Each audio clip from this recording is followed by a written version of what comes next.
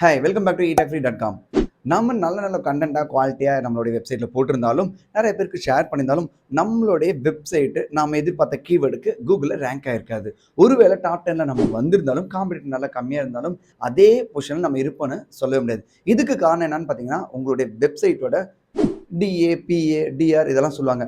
Domain authority, domain ranking, இந்த மாதிரி நிறைய விஷயம் இருக்குது. போஸ்ட் ரேங்கிங்லாம் இருக்குது. ஸோ இதை நீங்கள் இன்க்ரீஸ் பண்ணால் மட்டும்தான் உங்களுடைய வெப்சைட் அடுத்தடுத்த லெவலுக்கு மேலே போகுமே தவிர இல்லைனா கீழே போயிடும். நீங்கள் நல்ல குவாலிட்டியான கண்டென்ட் கொடுத்துருந்தாலும் எஸ்இஓ பண்ணியிருந்தாலும். ஸோ இதுக்கு நீங்கள் என்ன பண்ணணும் அப்படின்னு பார்த்தீங்கன்னா செய்ய வேண்டியது நிறைய இடத்துல உங்களுடைய வெப்சைட் உங்களுடைய போஸ்ட்டை ஷேர் பண்ணியிருக்கணும். பர்டிகுலராக எந்த போஸ்ட்டை ஷேர் பண்ணால் நல்லா ரேங்க் ஆகும்னு நினைக்கிறீங்களோ அந்த போஸ்ட்டை ஏகப்பட்ட இடத்துல ஷேர் பண்ணுங்கள். எங்கே வேணாலும் லைக் இப்போ கொரால ஷேர் பண்ணுறோம், ஃபாரம் வெப்சைட் இந்த மாதிரி வேறு எங்கேனாலும் பண்ணிக்கோங்க. இல்லை மற்றவங்களுடைய வெப்சைட்டில் கெஸ்ட் போஸ்ட்டு, அப்புறம் யூடியூப்க்கு கீழே, அப்புறம் சோசியல் மீடியாவில் இந்த மாதிரி நிறைய இடத்துல ஷேர் பண்ணுறதுனால உங்களுக்கு பேக்லிங்க் கிரியேட் ஆகும். ரொம்ப சிம்பிள். கூகுளை பொறுத்த வரைக்கும் உங்களுடைய வெப்சைட் உங்களுடைய போஸ்ட்டை பற்றி வெளியில் நிறைய இடத்துல பேசிட்டு இருக்காங்க அப்படின்னா அதுதான் கூகுளில் போய் சேரும். அதனால தான் நம்ம 10 நாளைக்கு முன்னாடி போட்ட போஸ்ட் ரேங்க் ஆகலை, நேற்று வேற ஒருத்தர் போஸ்ட் போட்டப்போ அவனோட வெப்சைட் ரேங்க் ஆகிருக்கும். ரொம்ப சிம்பிள்.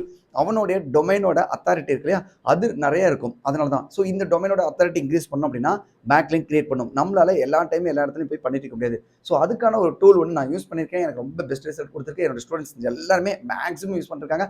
ஸோ அதனால அந்த டூல்ஸ் என்னங்கிறத டெமோவை நான் கொடுத்துருக்கேன். மறக்காம இந்த வீடியோ ஃபுல்லாக செக் பண்ணி பாருங்க. பிடிச்சிருந்துச்சுன்னா இந்த டூலோட லிங்க் கீழே கொடுத்துருக்கேன். மறக்காம நீங்களும் பர்ச்சேஸ் பண்ணி யூஸ் பண்ணிக்கங்க. ஓகே, இப்போ உங்களுடைய வேர்ட்பிரஸ் ஓப்பன் பண்ணிட்டீங்கன்னு வச்சுக்கோங்களேன். நீங்கள் அந்த பிளக்கின் பர்ச்சேஸ் பண்ணதுக்கப்புறம் நீங்கள் பர்ச்சேஸ் பண்ணிட்டீங்க அப்படின்னா உங்களுக்கு ஒரு பிளக்கின் ஜிப் ஃபைலில் கொடுப்பாங்க. ஸோ அந்த பிளக்கினை நீங்கள் என்ன பண்ணணும் அப்படின்னா வேர்ட்பிரஸ் ஓப்பன் பண்ணிக்கோங்க. ஓப்பன் பண்ணிட்டு உங்களுக்கு பிளக்கின்கிற ஆப்ஷன் தெரியும் இல்லையா உங்களுக்கு. ஸோ பிளக்கினில் ஆட் நியூங்கிறத கொடுங்க. ஆட் நியூவில் கொடுத்துட்டு ஜஸ்ட் மேலே போய் அப்லோட் பிளக்கின் ஒரு ஆப்ஷன் இருக்கும். அதை கிளிக் பண்ணிட்டீங்கன்னா இந்த மாதிரி ஒரு இன்டர்ஃபேஸ் வரும். இதில் சூஸ் ஃபைல்னு கேட்கு இல்லையா, இதில் உங்களுடைய பிளக்கினை நீங்கள் இன்ஸ்டால் பண்ணணும். ஸோ இங்கே பாருங்கள், நான் சூஸ் ஃபைல்னு கொடுத்தோன்னே இந்த இடத்துல என்னுடைய பிளக்கின் இருக்கு இல்லையா, WP பேக்லிங்க் மெஷின் 3 அப்படின்னு இருக்கு இல்லையா. ஸோ இதை நான் கொடுத்துட்டு ஜஸ்ட் இன்ஸ்டால் நவுன்னு கொடுக்குறேன்.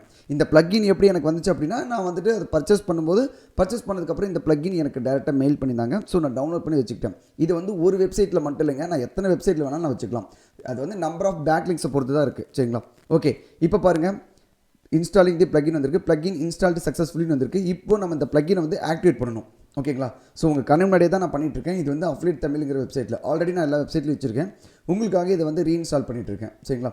ஸோ இந்த மாதிரி பிளக்கின் நம்ம இன்ஸ்டால் பண்ணதுக்கப்புறம் நமக்கு எப்படி இன்டர்ஃபேஸ் இருக்குங்கிறதையும் நான் காமிக்கிறேன் உங்களுக்கு. இங்கே பாருங்கள், இப்போ நம்மளுடைய பிளக்கின் இன்ஸ்டால் பண்ணதுக்கப்புறம் பேக்லிங்க் மிஷின் சொல்லிட்டு இங்கே லெஃப்ட் சைடில் பாருங்கள் இந்த மாதிரி ஒரு டேஷ்போர்ட் வந்துருச்சா. ஸோ இதுதான் நம்ம பிளக்கின் இன்ஸ்டால் பண்ணதுக்கப்புறமேட்டு வரக்கூடிய இன்டர்ஃபேஸ். சரிங்களா.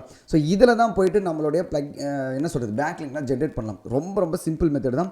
ஸோ இப்போ என்ன சொல்லுவாங்க அப்படின்னா இதில் உங்களுடைய இமெயில் ஐடி நீங்கள் இதில் பர்ச்சேஸ் பண்ணிங்க இல்லையா. ஏன்னா இப்போ இந்த பிளக்கின்ங்கிறதுனால இந்த பிளக்கின் எல்லாரும் கொடுத்தா எல்லாருமே யூஸ் பண்ணிட்டுருக்கலாம் இல்லையா, அதனால் பண்ண முடியாது. ஸோ அதுக்கு என்ன பண்ணுவாங்கன்னா உங்களுடைய இமெயில் ஐடி என்ன ரிஜிஸ்டர் பண்ணியிருந்தீங்களோ அதை கொடுத்துருங்க.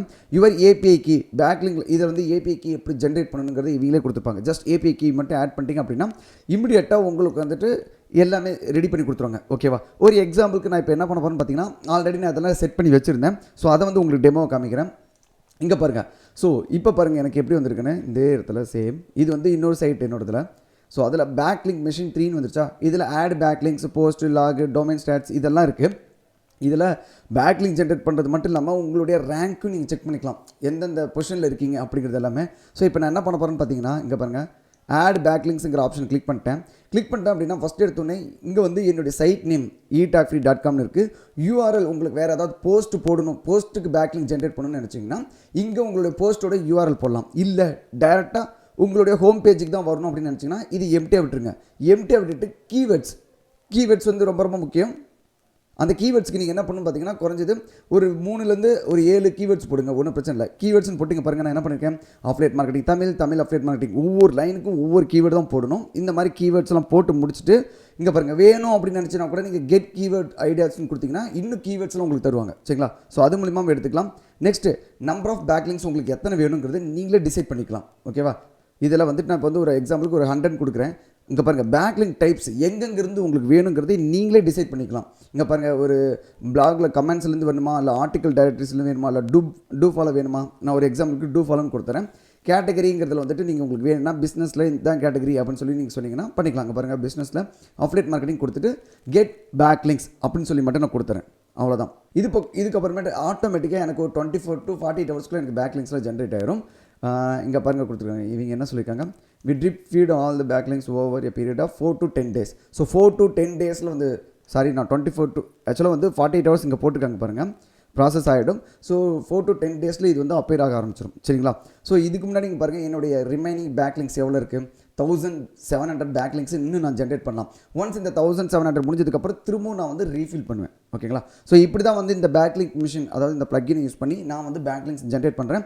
ஸோ இது ஒரு சைட்டுக்கு மட்டும் இல்லை, எல்லா சைட்டுக்கும் நான் யூஸ் பண்ணுறேன். உங்களுக்கு பேக்லிங்ஸோட கவுண்ட் தீர்ந்துருச்சுன்னா ரீஃபில் பண்ணிக்கலாம். ரொம்ப ரொம்ப சிம்பிள் மெத்தட் தான். உங்களுக்கு வந்து இந்த பேக்லிங்க் பிளக்கின் வாங்கணும், பர்ச்சேஸ் பண்ணணும், உங்களுக்கு அஃபோர்டபுளாக இருக்குது அப்படின்னு நினச்சிங்கன்னா கீழே வந்து லிங்க் கொடுத்துருக்கேன், நீங்கள் வாங்கிக்கோங்க. இது வந்து நல்ல ஒரு ஒர்த்தானது தான், குவாலிட்டியான பேக்லிங்ஸ் இமீடியட்டாக ரெடி பண்ணலாம். நீங்கள் வந்து புதுசாக ஒரு போஸ்ட் போட்டிங்கன்னா அந்த போஸ்ட் சீக்கிரமாக வந்து ரேங்க் ஆகணும் அப்படின்னா கம்பல்சரி நீங்கள் நிறைய இடத்துல ஷேர் பண்ணணும். ஸோ நம்மளால் ஷேர் பண்ணுறது கஷ்டம். இப்போ பாருங்கள், நான் சிம்பிளாக ஜஸ்ட் ஒரு 100 பிளேஸில் வந்து இமீடியட்டாக ஒரு டூ ஃபாலோ பேக்லிங்ஸை நான் ஜென்ரேட் பண்ணிட்டேன். ரொம்ப சிம்பிளான மெத்தட். சரிங்களா? இது மட்டும் இல்லை, இந்த பிளக்கினில் போய் பார்த்தீங்கன்னு வச்சுக்கோங்களேன், போஸ்ட்டுக்கு தனித்தனியாக பண்ணுறது, உங்களோட டொமைனோட ஸ்டாட்டிஸ்டிக்ஸ் போய் பார்க்கலாம், எந்த லெவலில் இருக்குது, டிஏ எத்தனை, இன்டர்னல் லிங்க்ஸ் கொடுக்குறது, ரேங்க் செக்கர், இது எல்லாமே இதே பிளக்கினில் நீங்கள் செஞ்சு பார்த்துக்கலாம். அண்ட் இன்னொரு முக்கியமான விஷயம், இது வரைக்கும் நம்மளுடைய அஃபெக்ட் மார்க்கெட்டிங் டிஜிட்டல் மார்க்கெட்டிங் கோர்ஸில் ஜாயின் பண்ணலன்னா இப்போ ஆஃபர் போயிட்டு நம்மளுடைய கோர்ஸ் கமெண்ட்டில் ஜாயின் பண்ணிக்கங்க. நிறைய டிஃப்ரெண்டான கோர்சஸ் வெயிட்டிங். ஸோ அதனால் மிஸ் பண்ணிடாதீங்க. அண்ட் இதே மாதிரி ஒரு பெஸ்ட் வீடியோவில் நான் உங்களுக்கு நெக்ஸ்ட் பண்ணுறேன். தேங்க்ஸ் ஃபார் வாட்சிங்.